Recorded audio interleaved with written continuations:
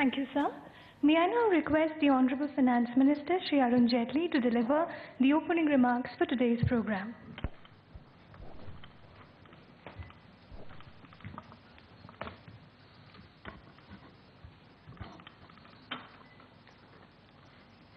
Dr. Thurman, the Honorable Deputy Prime Minister of Singapore, Mr. Arvind Subramaniam, the Chief Economic Advisor, Secretaries in the Ministry of Finance, Professor Rogoff, ladies and gentlemen. As the Secretary Economic Affairs mentioned, this is the 7th edition of Delhi's Economic Conclave.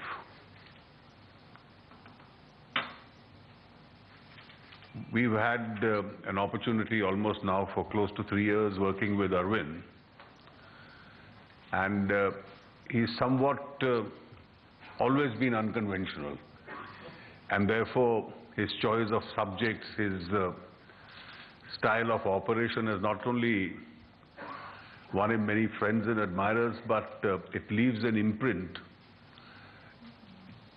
in the kind of organization that he does. And obviously in today's context,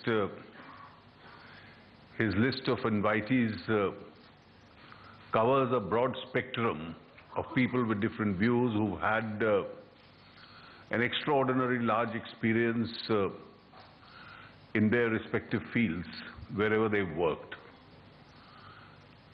I've had for now some years an opportunity of observing Dr. Thurman quite closely. He's certainly very highly regarded for his opinions on various subjects internationally. And in India, I think India has a special place in his mind and heart. He's here very frequently. He keeps a close eye on what's happening. In fact, the first Niti Aayog lecture, we had the privilege of hearing him for almost over an hour, and then taking questions and interacting with all policymakers in India. And therefore, the challenges which India faces in today's context is a subject which he's very closely studied. And I'm quite anxiously waiting to hear from him.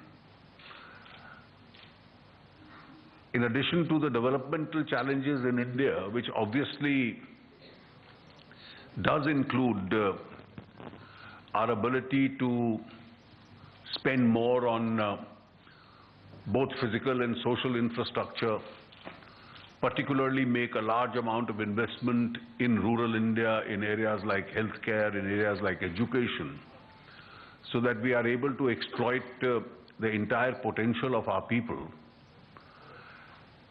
I think in today's context, with the nature of changes coming about, digitization and cash are two subjects which Arvind has very carefully chosen and got people with a great understanding of these two subjects to speak on them. If we look at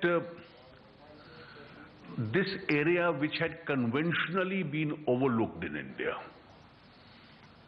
and overlooked for a fact that we had almost reconciled to an Indian normal.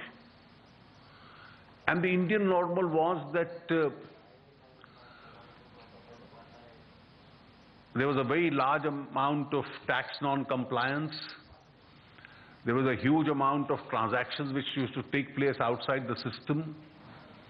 And there was almost a helplessness in trying to deal with these situations. Every year in the finance bills, we would announce some changes which at best had a marginal impact. And I think the lasting impact of those marginal changes was not very significant. And therefore, steps had to be taken in order to make a very significant impact on this. And if we look at the totality of various steps which have taken, and rather than look at them in a conjoint manner, each one of them are decisions which will not only have a great long-term impact, but also has a substantial ethical rationale behind it.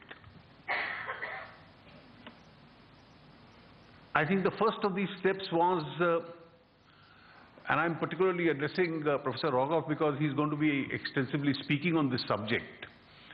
He's been closely observing the India story in this regard, and he told me that his new edition is probably going to have a detailed comment on the India story as far as this subject is concerned. The first significant step was, which shook the system, was when a penal penalty after the initial opportunity was announced in what was called the black money law. That if you have monies outside the country, the consequences henceforth are going to be extremely serious. And I think a lot of people did get a sufficient indication that it was no longer safe to indulge in an activity of this kind. One easy format of conversion had always been the shell companies, a Benami route which was followed through multi-layering of companies, and then introducing cash and then bringing it back as your own investment. This had almost become a standard operating procedure, and this was not only used by people in businesses, it has been used to round-trip corruption money by politicians, by civil servants and others.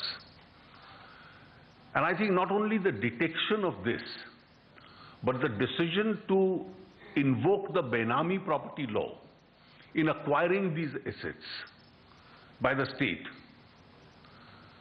is going to be a big deterrent. And already the Revenue Department has started doing that.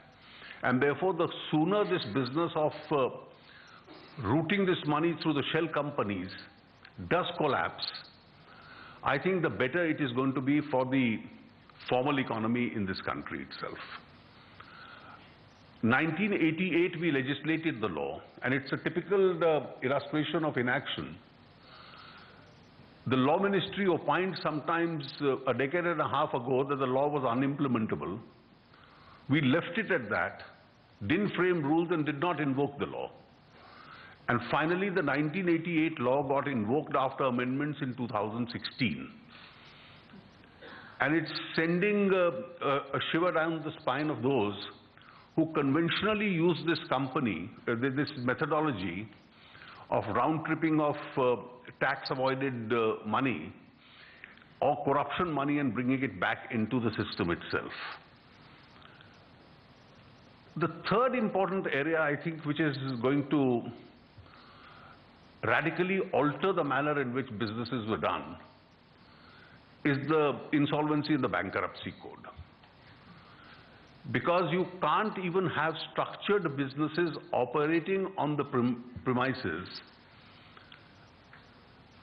that bank-funded money is never to be repaid back. And therefore, we had a sufficient leverage of this argument which had gone to a illogical extent, and it created the problem that the banks face today. In fact, more as a lawyer, my earlier profession rather than a minister, I was quite surprised when I saw an argument being entertained in court recently that there is a right of equality in the matter of not paying the banks back. And a plea which the court decided to seriously entertain. And therefore we've lived in a system which really needed to be shaken. And of course, then lastly, the whole subject of 70 years we have to honestly introspect, and this is the problem I am currently grappling with. For 70 years, India's democracy has completely been funded by invisible money. Elected representatives, governments, political parties, parliaments, and I must say even the Election Commission completely failed in checking it. And therefore, having failed to check it for 70 years as to how the world's largest democracy itself is funded, the solution doesn't lie today in finding a fault or a problem with every solution which is suggested. And therefore, in the last budget, I did suggest a solution. We are actively working on this. I've asked political parties, both orally in Parliament and in writing, to offer a better suggestion to me if possible that they have. Not one has come forward as yet, because people were quite satisfied with the existing system. Every second day we watch in a public debate on television how political parties and political leaders have utilized those funds. And therefore I think when we deal with this subject of cash, it doesn't merely relate to businesses and the leakages itself being blocked, but it also really deals with how the political system is now going to be funded, hopefully in future by at least more transparent methods than by cleaner money itself. I do believe that the net impact of the demonetization exercise coupled with the GST exercise, which is going to make generation of cash a lot more difficult, will certainly lead to greater compliances, greater digitization, and already the first signs of greater digitization and expansion of the tax base, both for direct and indirect taxes, is already visible. I do hope that the discussions today on each of these subjects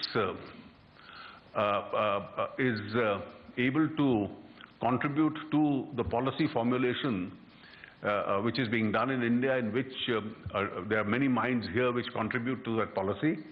And I'm certain that experts both from within and all outside who've come are certainly going to be of great value as far as we are concerned.